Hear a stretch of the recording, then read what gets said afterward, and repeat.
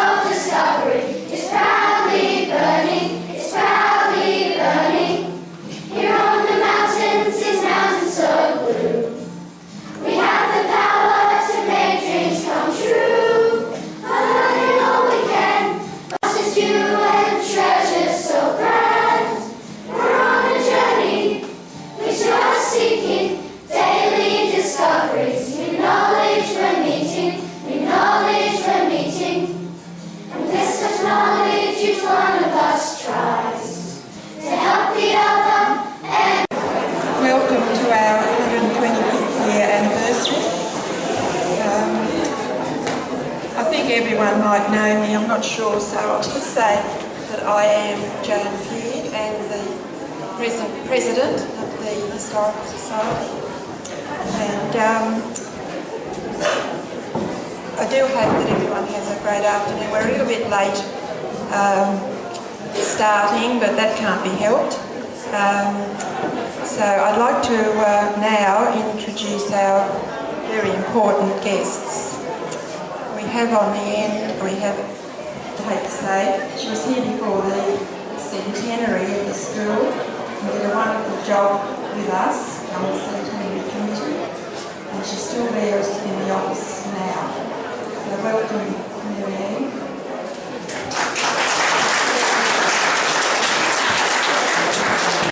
The Mountain City Councillors, welcome to you today.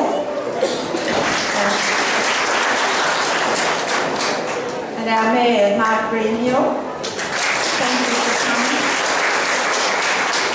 Mark has always been a great friend of the Historic Society, and we value his expertise and advice at all times. And then we have Dawn Lee, who is the wife of the late Frank Lee, who actually instigated the start of the celebrations for the centenary. And he's worked with us for about 10 years, I think it was.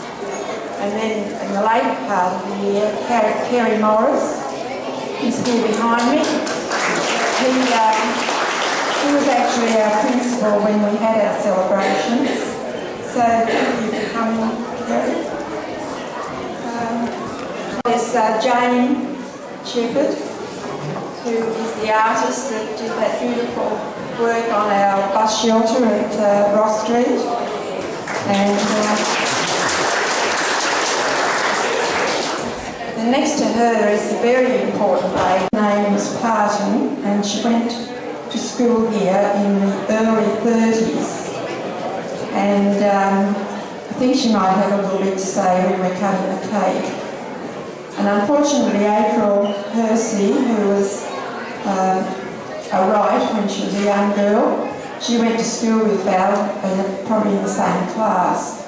We've got a photo of them both in 1935, I think it is. So thank you all for coming. Pleasure to have you. Voice isn't always the best, so I'm going to ask Kevin, our MC, to take over, and he is one of our members of the society also. I'm not really taking over, I'm just being Joan's voice for a while, so any mistakes, they're all heard. Fortunately, Tim Mears and Betty, sister, are on a bus trip, I understand, at the moment, and they couldn't be here. And that's really disappointing because Tim's got a long history with this association and with Glenbrook, and so does his. So we were going to have a video of Tim. I don't know what we'll do that, will we? And we'll explain the opening of this, the opening of the first in 1892. I'm going to sit down if that's all right by you. I'm pleased to talk about this first school at Glenbrook, as my great-grandparents, Richard and Sarah Hammond, arrived in Glenbrook in 1860 from Ramsey in England with 2 of 5 children, 3 having died before leaving England. A further 6 were raised in Glenbrook. My cousin Joy Brown, who's here today in the front row, is also a descendant of the same family. Our grandmother, 9th child and born in Glenbrook in 1867, together with some of her siblings, had to travel to Wentworth Falls to attend school and had to travel by train, leaving Glenbrook at 6 a.m. and returning at 6 p.m. And the guard on the train would have to see that they got on the train and got off the train at the right time and so forth. In 1890, the Glenbrook residents applied to the government for a school, but was refused. Not enough children, they said. But they wanted if you want a school, you'll have to build it yourself. So there was only about half a dozen or so permanent residents in Glenbrook at that time, and they donated and raised money for a full amount of £80, which built a very small school. I think it was, I've got it written here somewhere, 4 metres by 5 metres, and didn't have any ceiling. The roof had an iron roof, no ceiling, and in the summer was very, very hot, in the winter very, very cold. And fortunately later they built a chimney and fireplace which helped in the winter. There was no toilet, so the children had to travel from the northeast end of the park, where the school was, down to the railway station, which was now the highway, if they wanted to go to the toilet. So I don't think they'd do that today. Anyhow, the school was opened in April by Miss Hall, and actually the government didn't recognise it till October, when there was an influx of children when the railway workers came to town. So then they recognised it as a full public school. Joy and I know that two of our grandmother's children Daisy, her mother, and Jessie, my mother, went to the first school between 1906 and 1908, before it was moved over to Ross Street. And they were still there when the new brick building was built in 1911. We believe that Elizabeth Saxton's father also attended the first school, which is Elizabeth's next to me here. And if you want more information on the school, the first school, in Nell's book, A History of Glenbrook, on page 25, if you'd like to buy it, it has it in great detail as to what happened. So that's my story. Thank you. Mr. Saxton will now explain how the Glenbrook District Historical Society come into being, so it has some relevance to the celebration. Right, good afternoon all. Let's see if I can read this without making any mistakes. I don't believe that we would be where we are today as a historical society if it hadn't been for the encouragement and commitment of the principal of Glenbrook Public School. In 1979, the then headmaster, Frank Lee, decided that we needed to form a group to prepare for the school centenary in 1992.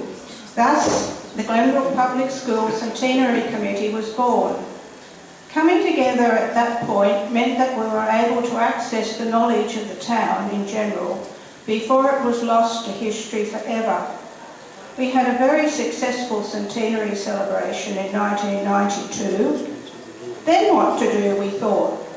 Morph into the Glenbrook and District Historical Society was the answer. So here we are, 25 years later, and now able to join with the school in celebrating 125 years of public education in Glenbrook. Kerry Norris, when principal, also encouraged us, and for some time when we held meetings in the evening, we were able to use the primary department's staff room. This, of course, wasn't possible when we decided to meet during the daytime. Many of us feel we owe the school a great debt, both for those early years of help, admittedly it was mutual, and now, thanks to the present principal, David Brown, for our museum. All the best, Glenbrook Public School, for the next 25 years and beyond. Peter Berry.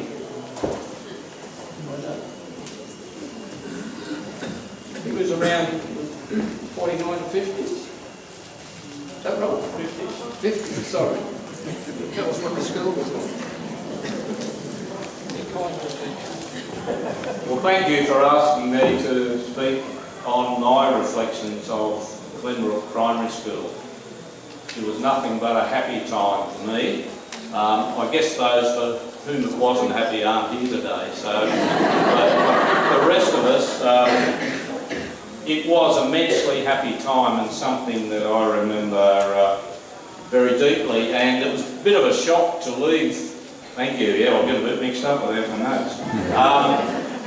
Bit of a shock to leave the wonderful safe haven of Glenbrook to down to Penrith High School to have to associate with kids from all those other places like Warragamba and Emu Plains and Landilo. So this was a real haven of safety and happiness, and it was just a wonderful time. My school career began here in 1954. I was the third of 6 berries to go through Glenbrook Primary School. The first 3 of us over at the old place we've been this morning. Our late brother Phil and my brother Greg, and then I, and then Sue, Wendy and David in this place here. I remember Mrs. Farnsworth's work as my first teacher in kindergarten, needlework, can you believe? And I remember dropping a needle down the crack in the floor and being terrified what trouble I was going to get into. I remember other teachers, Mr. Thirlwell, Mr. Monk, Greg remembers Mr. Crosland, and of course the legendary A.C. Murphy. He made us extremely proud of our school. And who remembers the sports carnival when we'd recite G-L-E-N-B-R-O-O-K?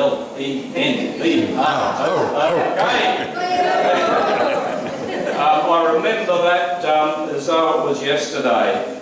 There are many memories. The dusty old library where I first heard about Gallipoli. I remember that to this day, that's where I heard about those incredible men in World War I. I remember the maypole dance in the school face and our being terrified that we'd get those ribbons all mixed up, but we never did. I remember the Empire Day sports over in the park and the new Cinders track. Does anyone remember that Cinders track that was put down? I think for the coronation, wasn't it? Yeah, the Queen's coronation. And Greg and I were having a look this morning. You can still see the remnants of it there. No cinders, but you can see where the track was. Right. Yep, I remember it was terrible to run on in bare feet though. I remember our school excursion in those days existed going over to McCall's Bakery and having a free lunch. That was the school excursion. I remember the school motto, and it was great to see, and I was speaking to some of the children earlier, and the knowledge is power motto from those days. One thing I really remember is in our classroom we had these brown paper scrolls that would wind down, and Arthur Cyril would wind them down and we would sing the school song. And I think some of us remember it. The roses bloom in the garden, the voices of birds may be still, but always I'm sure of tomorrow, the sun will come over the hill. The sunshine is coming, it's coming, daylight comes after the night. The rain may be falling in showers today, but soon comes the sunshine bright.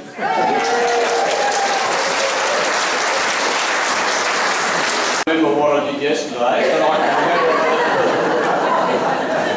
that shows the influence of that school. It had a huge impact on our lives, and the fact that there's so many here today, and it's just such a wonderful period of life for so many of us.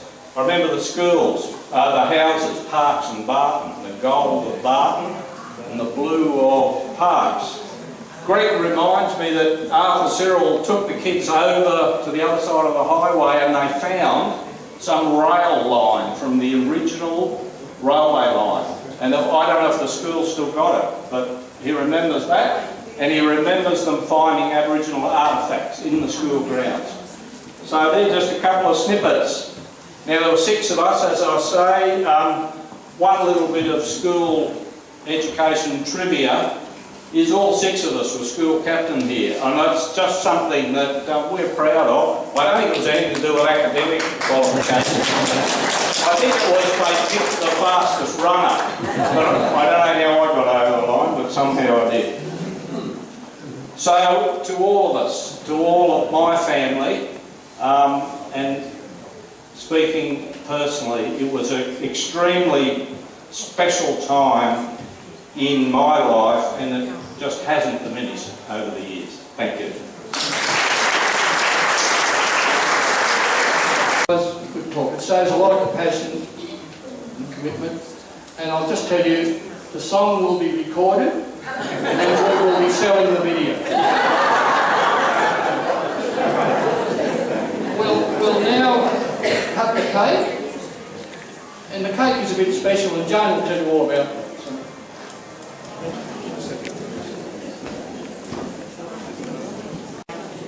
Pupils, 2 of them, to come and cut the cake. April Percy, who was April right before she was married, and attended school in the early 30s, I think, on school at the same time as April. So they're going to cut the cake for us today.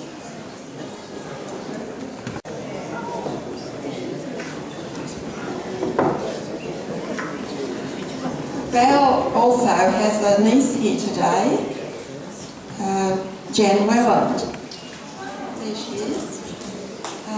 She was Val Parton and came to school here as a child. And when she married, she came here as a teacher, I think, teaching needlework. Yeah. Craft and needlework.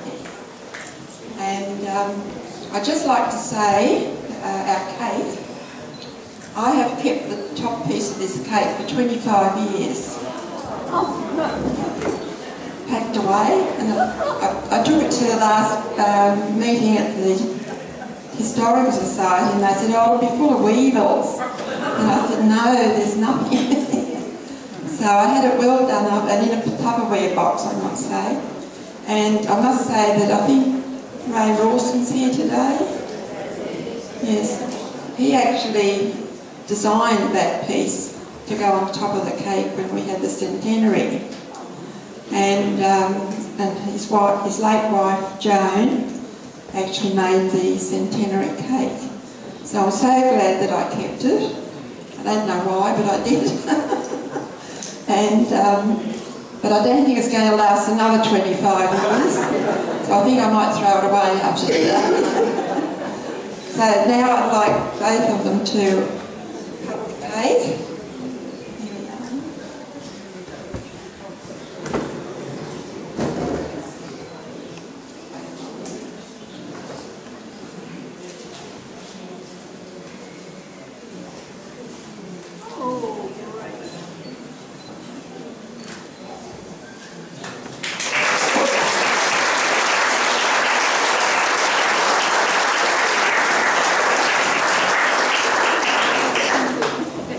Now I think Val said she'd like to say a few words. You want to sit down? First of all, I would like to thank the Historical Society and the people of Glenbrook inviting me to come here today. I feel quite honoured. Now, I went to school at Glenbrook. I think we moved there in 1931, and there was only the little dilapidated weatherboard building and the other building with the 3 classes in up to 6th class.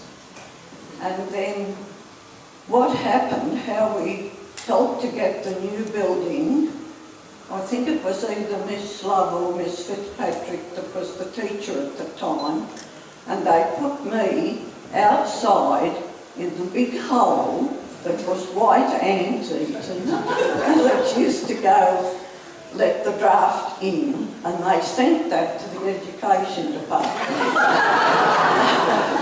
And that's how we got our new school. And of course it was a loving place to live. For school we had the Grand March, and then always on the wall, and I've been trying to find it, was the Roll of Honour to the First World War, the picture of the bloody things that happened at Anzac Cove. We looked at that each day, but we learnt a lot to equip us for life, and here I am, 92 years later, still able to stand on that.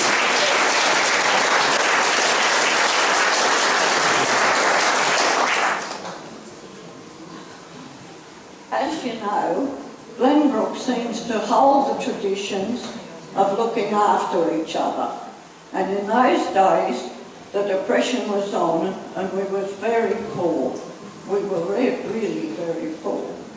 The men would Daddy had to go down with coupons to Penrith and carry the groceries home to Glenbrook.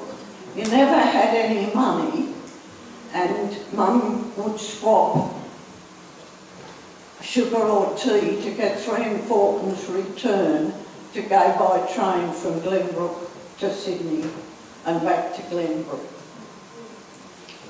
And also, in the tradition of looking after each other, I lost a dear brother in 1934.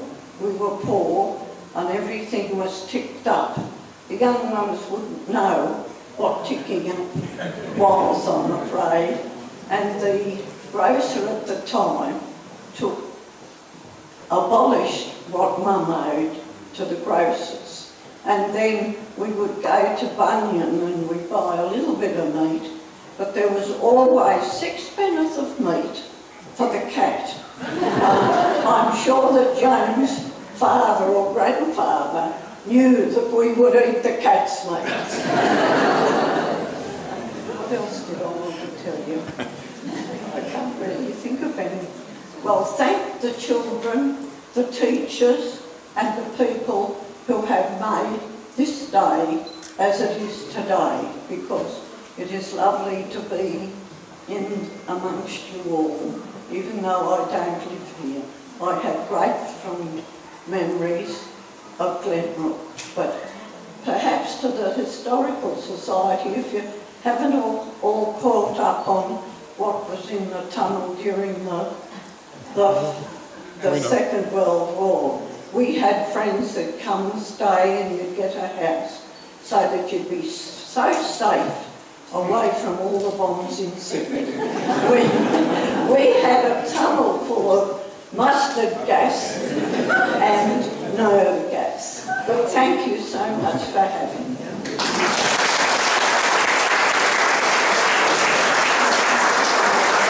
Well, that was very nice. And April, I would like to say that we've been friends for many, many years. We were in the Merrymakers together, and we used to go down to the Bridge Street to learn ballet with the Polish Australian Ballet. Can't imagine that now, can you? So we have very long memories there. So thanks again, both of you, for coming, and it was a really pleasure to have you.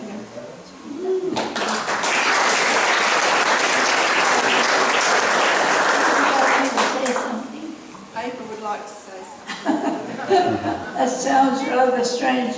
I was just thinking, when I began school here, it was 1929, and I was here all through those years, but my first teacher was called Miss Love, and Miss Love was so popular with the whole village. I think every second man was in love with her. Miss Love was very sweet, and there used to be a window at the back of our little school, and it was always being pushed up with some earnest bloke with a bunch of after Miss Love. She was a very sweet woman, closely followed by Miss Fitzpatrick. Miss Fitzpatrick was a different caliber, much tougher. And they were absolutely haunted by inspectors that came to watch them work. Must have been the system at the time. And I remember one inspector came, and he was teaching. He was asking Miss Fitzpatrick to give us all mental arithmetic. So she hit on the brilliant idea of mouthing them to us. So the class was absolutely brilliant. But it's always been a very nice school, and I'm glad it still survives.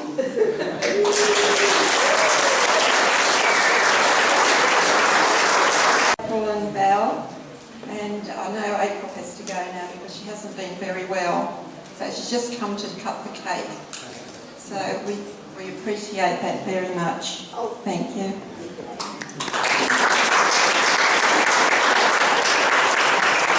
Just acknowledge the fantastic work done by the Glenbrook Historical Society over so many years. It is an absolutely fantastic community organisation in the Blue Mountains. I see a fair few, and you are without peer. Thank you for what you've done today.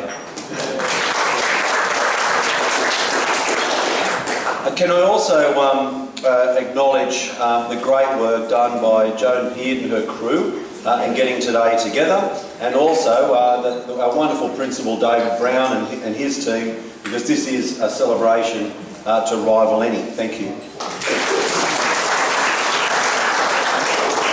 Last weekend I was at the 125th anniversary of the Megalong Valley Public School. And I have to say that there were some differences between Megalong and here. Megalong Valley has 10 students and Glenbrook has a few more.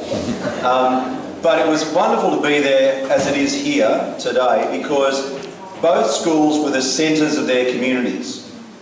So if you reflect upon the history of Glenbrook since settlement, this school has played a huge role, almost an epicentre role of the community.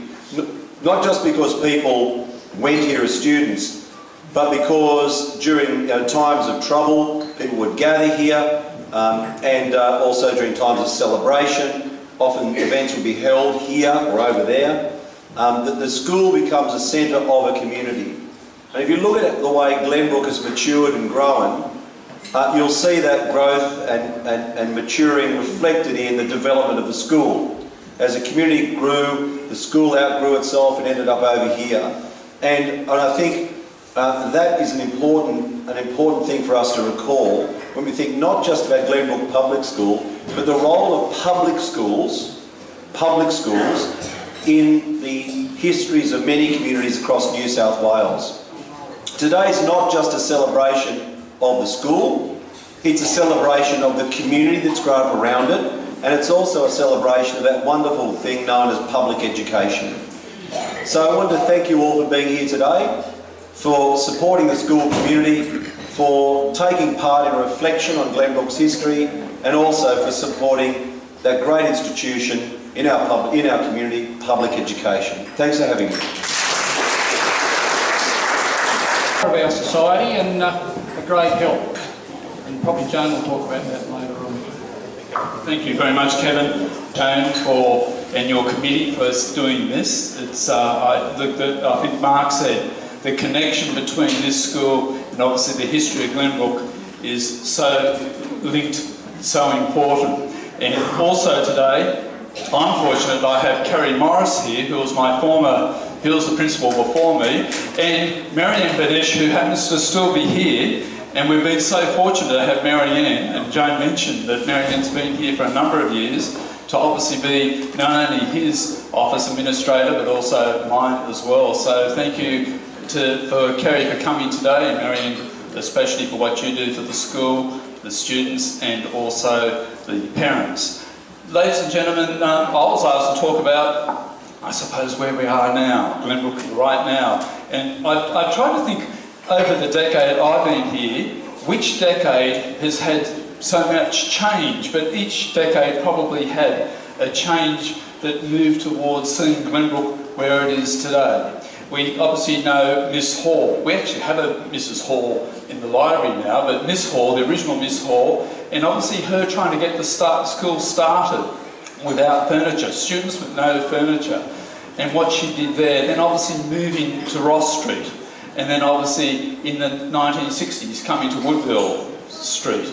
The movement that actually occurred, the school had significant changes. And then I think over this decade I've been very fortunate, and my community's been fortunate, to be able to tap into lovely government grants that have been around. And I thank governments for that, both Liberal and Labor, for being able to give us grants which has really helped us to develop what we've got today. The first one was when obviously Kerry started this one. Where is Kerry?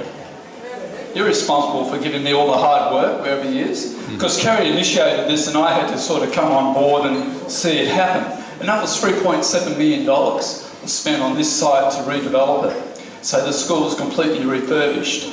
Then after that, we managed to get another funding called Investments in Schools, $120,000, which allowed us to air condition, carpet, new playground equipment, and also $40,000 worth of resources in literacy and numeracy, which we needed. We had to update those resources. They needed to be updated, $40,000 for that. And then after that, of course, we had the BER. We all know about the school's BER program. Thank goodness we had that. Our school community decided 78% of people wanted to have 4 buildings, 4 classrooms put on this site.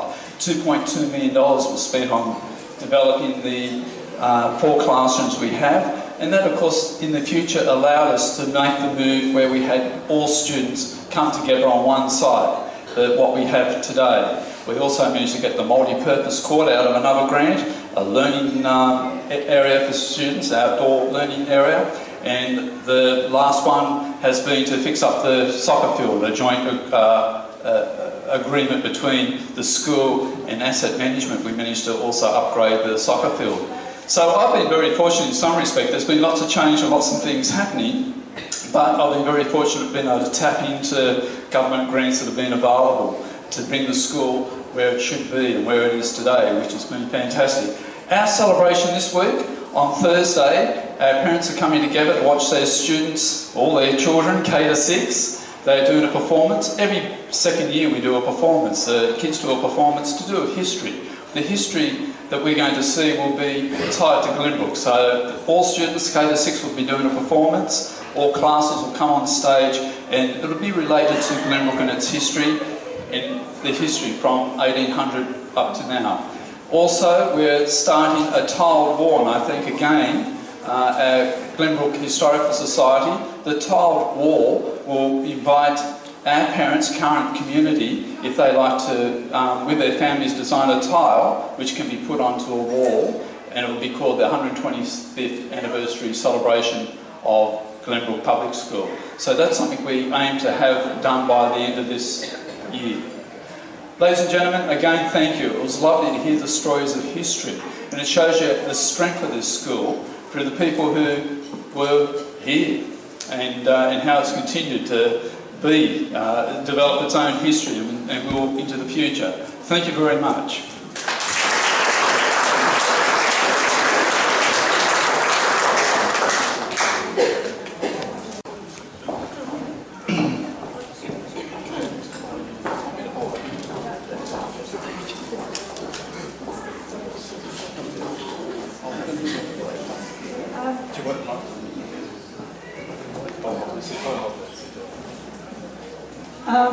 It gives me great pleasure to make this presentation to, on behalf of the Cameron family, a sketch which you've seen before today of the school as it was in 1911, and it was painted by Kel Cameron in 1992. Kel had visited Glenbrook at an early age when his Scottish maternal grandfather was at one time the caretaker of the historic home Eulenborn near the RAF base in Glenbrook. He commenced work as a copy boy at the Sydney Morning Herald in 1946 as a 15-year-old, and later completed a 3-year cadetship to become a press artist. He would recall knowing the then April Wright, who has gone, I think, who worked on the women's page of the Sydney Morning Herald, and her late husband John Hersey, a political cartoonist at the Herald. At 25 years of age, Kel was seconded to commence the art department of Channel 7 when TV first came to Sydney, and was responsible for set designs and the original logos associated with Channel 7. He moved on to Channel 2, then became the publications officer for the ABC. When he left the ABC, he opened a sport and camping shop in Glenbrook, and then worked for National Parks and Wildlife Service as a fee collector at the gate to the Glenbrook National Park, on weekends when he was semi-retired. With his love of the scenery of the mountains, he spent his free time doing sketches of well-known scenic features and historical buildings in the mountains. This sketch was done at the time of the centenary of the school in 1992, before the large tree in the playground was removed. I think it's this one here. So I would like to present this painting to Mr. David Brown, principal of the school. So Thank you. I have a spot for it already on our historical wall up in the office. Thank you. Thank you. Thank you. Just before you... David, on behalf of the Historical Society, I'd like to present a cheque for $500, proceeds from today's afternoon, and we know that you're going to put it towards the project that you just talked about. Thank you very much. Thank you.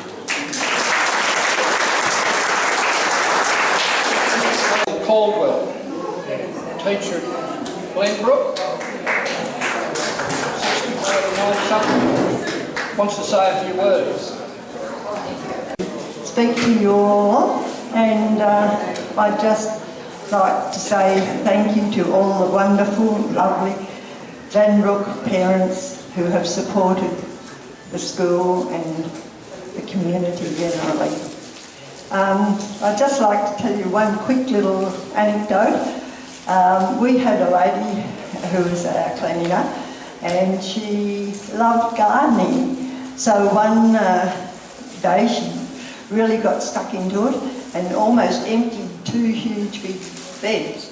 Then she had to go and see the infant mistress and tell her that she needed some plants. So the infant mistress put it on a note, and the next day, you wouldn't believe it, look, there were wall-to-wall pot plants up and down the playground. And the maintenance man wasn't too happy because it took him 4 days to plant the lawn. Today was a wonderful day, and we'll all remember it for many, many years. Just keep going the same. Thank you. Thank you. Thanks very much for this opportunity, and there's no point in me saying anything about my early schooling in Glenbrook. It's pretty well already been said. Percy Waterhouse had the marvellous knack of turning a mathematics lesson into a nature study lesson. He was really clever at that, so everybody got a good grounding in nature study. And I'm not allowed to tell you any stories about Arthur Murphy because that's already been dealt with very nicely by young Berry. But I will tell you this story because Arthur Murphy was a very meticulous person. Everything had to be done dead right. Would you agree with that? Put your hand up. Yes, exactly. And for many years, I used to cart the government stores up from the railway goods yard when we had a goods yard at Glenbrook, and that merchandise would come packed in a unique fashion. If Arthur ordered garbage bins, the garbage bins would be filled up with other items that the school wanted, perhaps reams of paper or drums of insecticide or drums of disinfectant or God knows what, big bundles of doormats. And Arthur said, when he paid me in cash, he always paid me in cash, and I wrote him a little docket for it, and everybody was happy. Arthur said, look, Doug, he said, I've got to get something straight. He said, I have to find out what your method of charging is, because I'm not concerned with how much you charge me. He said, I'm not worried about that. He said, that's quite reasonable, I think. But if anybody like an auditor or an accountant asked me how you calculate the amount, he said, I can't balance the total amount you charge me with the weight of the merchandise in 100 weights and quarters and tons and stones and God knows what. I said, oh, it's easy, Arthur. Tell the bloke if he inquires, if you can pick it up in one hand, I charge you 3 bob. If it takes 2 hands, it's 6 bob. And if it's heavier than me, it costs you 10 and 6pence. He was happy with that explanation, so that made everybody happy. Now, I'd just like to let you know that there's 4 families we know who had children attend this school over 4 generations. John and Narelle Williams, and Joy Brown, Jane Peard, Edna Nichols, and Edna actually has her granddaughter here at the moment attending school. And John and Narelle's family has had 5 generations live in Glenbrook. Joy Brown has had 6 generations, and I've had 6 generations. So Some of us don't like leaving Glenbrook at all. And those that do go usually come back. So, okay. We're drawing close to the end of the proceedings, so don't forget your, what do they call those things? Print. Pick that up on the way out when you go. The other thing that I'd like to mention is that the P&C plays a very valuable role with this school and many other schools. And you have dedicated people that work on that for many years, even beyond when their children left the school. Life membership was awarded in 1972 to two such people that are here today. Narelle, is it Narelle? Nanette, sorry. Pearson and Joan P. Other members have been awarded before who are no longer with us.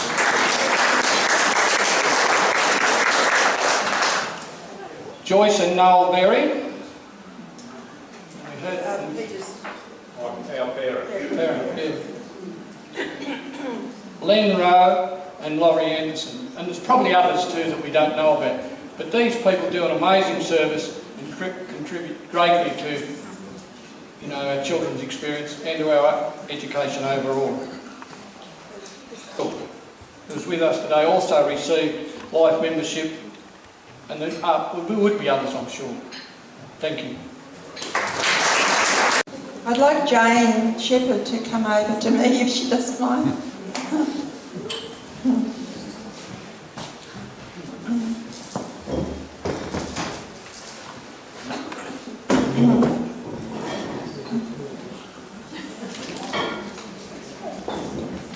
Good on you, Jane. It's with great pleasure I'd like to introduce Jane. She didn't paint Blinky Bill on the bus shelter once, but she had to do it twice because the car, it was done in 1992 for the centenary, and she did it voluntary at no charge, and her children from the infant school put their mark on it with a brush with paint somewhere. And about 3 or 4 years ago, police was chasing a car, and the car came into Ross Street and of course demolished the shelter. So we got onto Mark at the council, and he was able to find one exactly the same in the depot. So it's the last one apparently, so it better not happen again. But anyhow, Jane has done it again, and it's a beautiful job. Anyone that's seen it, I really think it's a Glenbrook icon, and very much want to thank you for what you've done.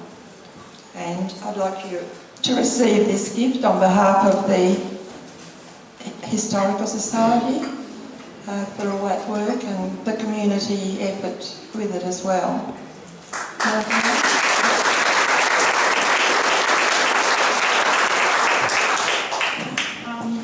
I really enjoyed it the first time round. It was incredible to do it with the children, and I saw a couple of my prime helpers that were here today.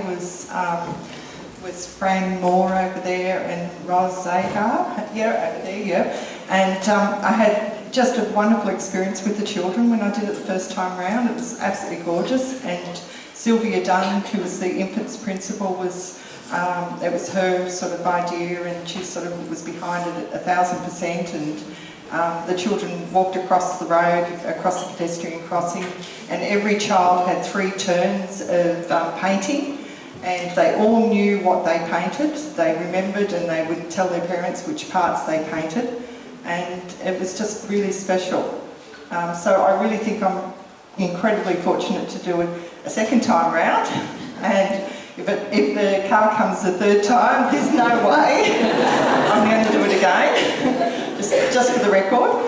But the second time was really special too, because it was sort of like coming a full circle for me, from starting off as a parent, doing it as a volunteer parent, and then doing it more as a professional artist. And just the whole experience, and the joy, and just having the support from the council, the support, especially from Mark. He was really behind it. And of course, with Joan and Bill, and also my good video person over here, Dennis. And then and on top of that, I just had wonderful support from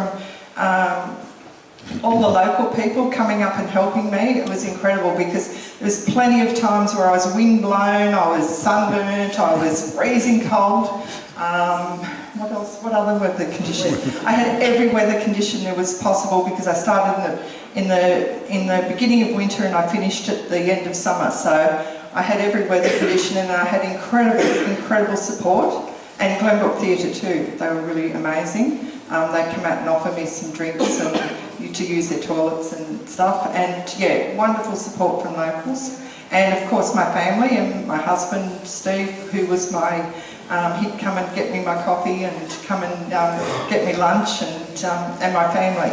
And then one just final thing is when the children did it the first time round, they all put handprints on, well not all of them, some of them put handprints on the two end walls. It was to say to come round to look at the back. So that was really good. And then the second time round, I got handprints of my 7 grandchildren. So they're on both ends of the wall. So if anybody wonders what on earth the handprints on the ends of the walls are, it's not graffiti, but it's my 7 grandchildren, which replicated the original children doing it. But yeah, it was a really wonderful experience both times. So thank you, and I just wanted to present the colour visuals to the Historical Society that I used, that was what I needed to show the council to get approval. So if I can give them to you. And there's one other thing that I hadn't said to you, there's a surprise I wanted to give you, was the school gave me an incredible memento of every single child that painted the mural, and it's all beautifully presented all the way through. So I thought, I've had it at home for, how many years, and I thought it'd be much nicer to be shared, because I did see how everybody was really enjoying the photographs and just being able to go back and have a look at it all. So if anyone has their children that did it, I'm presenting this to you, and I thought it'd be lovely to have.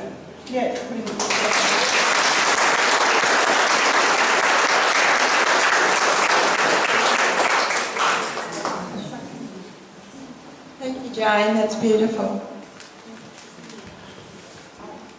It's absolutely beautiful, and I'm sure we'll be able to find pride and place somewhere in the museum for that. Just before we finish on that subject, I'd just like to add something about, there was a fair amount of politics in this.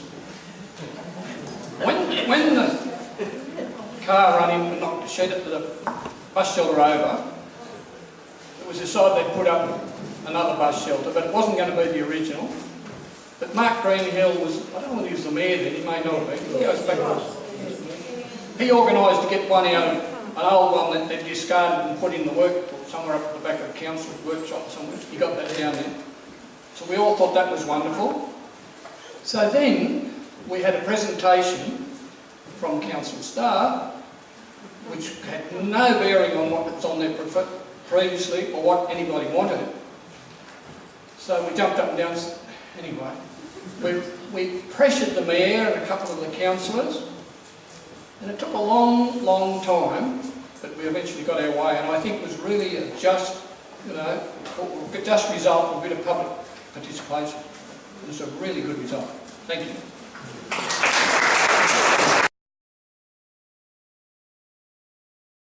Thank you so much for coming.